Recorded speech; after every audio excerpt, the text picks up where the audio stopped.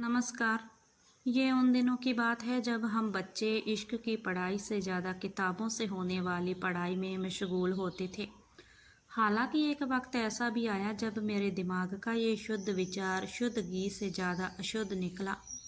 चलिए आपको उन दिनों की यादों की ट्रेन में सफ़र कराता हूँ। सफ़र थोड़ा चटपटा है तो अपनी सामान पेटी संभाल लीजिए। कहीं आप हंसते रह जाएं और हम आपका दिल चुरा ले जाएं। आप टिकट की फ़िक्र कर रहे हैं ना, तो बिल्कुल मत कीजिए। मैं आपको मुफ्त में सफ़र कराऊंगा।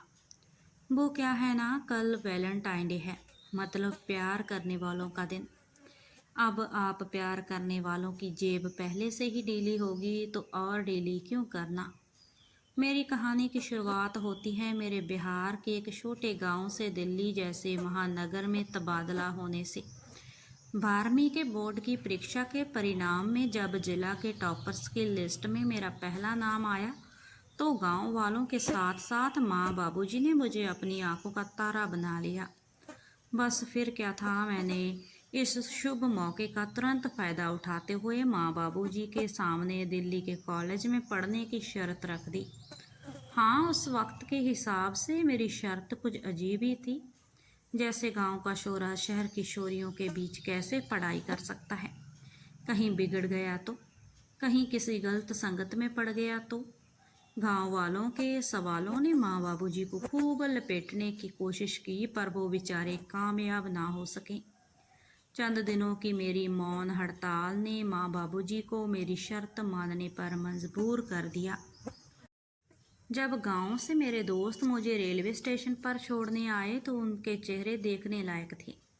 एक तरफ होठों पर दिखावटी हंसी और दूसरी तरफ हैरानी से भरी आंखें, जैसे उनको मेरी किस्मत पर भरोसा ही नहीं हो रहा था कि कैसे मैं विद्यालय का सुंदर सुशील पढ़ाकू चंपी वाला लड़का कृष्ण मोहन दिल्ली के कॉलेज में ग्रैंड एंट्री लेने जा रहा था। दिल्ली के कॉलेज में पढ़ने की कोई ख़ास वजह। गांव वालों के माँ बाबूजी के दोस्तों के इस एकमात्र सवाल ने मेरा पीछा करने की खूब कोशिश की, पर ट्रेन की तेज़ रफ्तार उनके साथ साथ उनके इस सवाल को भी मीलों पीछे छोड़ चुकी थी। अब आपके जहन में यह सवाल उठ उठ खलोए अठ खेलियाँ कर रहे होंगे। चलिए आपको बता ही देता हूँ। बहुत सिंपल सी वजह थी।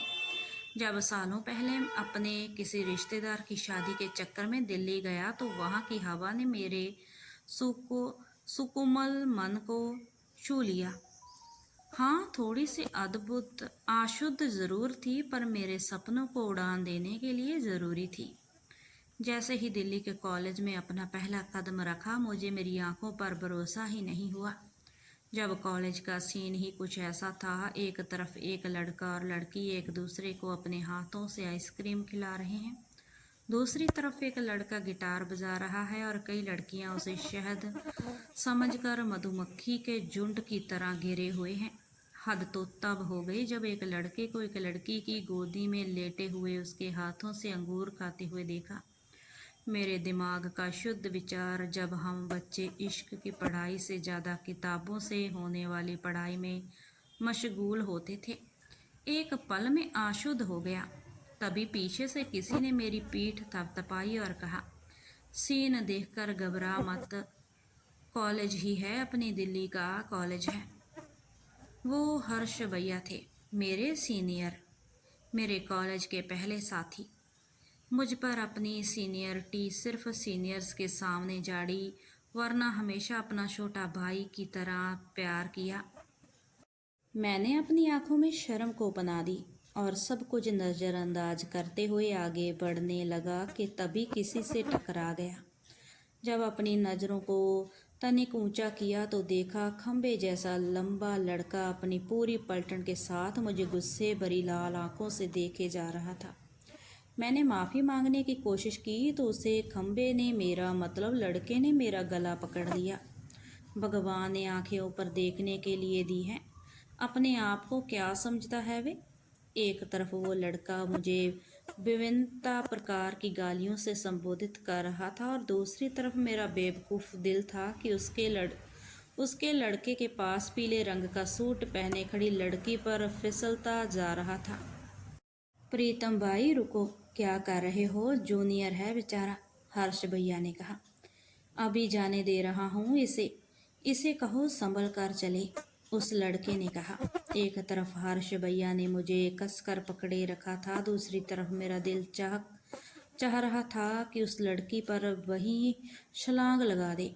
हर्ष भैया मुझे कॉलेज के हॉस्टल की तरफ ले जा ही रहे थे कि मैंने अचानक से पलट कर देखा तो कॉलेज का प्यार में डूबा सीन बदल चुका था। वो आइसक्रीम की कोन ज़मीन की धूल चाट रही थी तो वो गिटार खामोशी की आवाज़ सुन रहा था। शायद अंगूर सारे उस लड़की के पेट में जा चुके थे।